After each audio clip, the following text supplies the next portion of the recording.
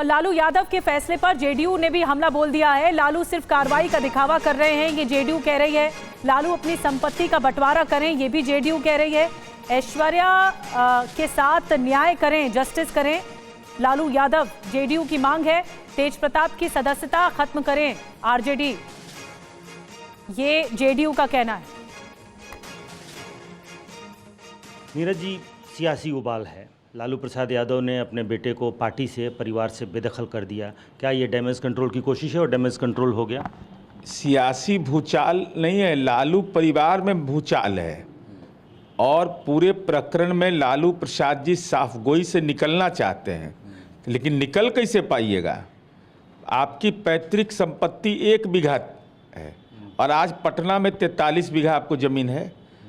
जो भ्रष्टाचार से अर्जित संपत्ति है तो वसीयतनामा, अगर वसीयतनामा में तेज प्रताप को आप बाहर करते हैं तो ऐश्वर्या का क्या होगा? उसको कैसे उसका हक मिलेगा? और अगर ये अनुष्का से इसने शादी की है तो उसके जीवन का क्या होगा? तो दोनों की जिंदगी से खिलवाड़। और तेजस्वी यादव बोलते हैं आपके बोलने के बाद कि हमारे बड़े भाई, इसका मतलब आप स्वीकार कर रहे हैं मेरे बड़े भाई, तो परिवार से अलग कैसे हुए?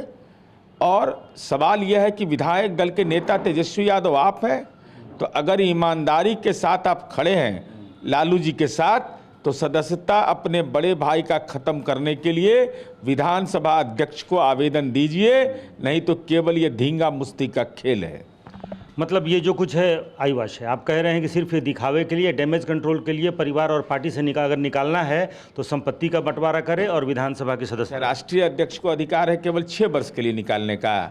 रामबली चंद्रवंशी अति पिछड़ा समुदाय के थे, तो उनको आप निकाल लिए पार्टी से, और आप अपने बेटा के लिए आपको 6 वर्ष की अवधि, और विधानसभा से उसके सदस्यता जाए, इसके लिए आवश्यक शर्त है क्या कि बेटी को अपमानित करेगा वहीं पर रहेगा? तो आपने ऐसा आवेदन क्यों नहीं अब तक दिया है? और दीजिएगा तो कब दीजिएगा? नहीं तो ये पूरे तौर पर लीपा पोती का खेल है, इसके अलावा कुछ नहीं है।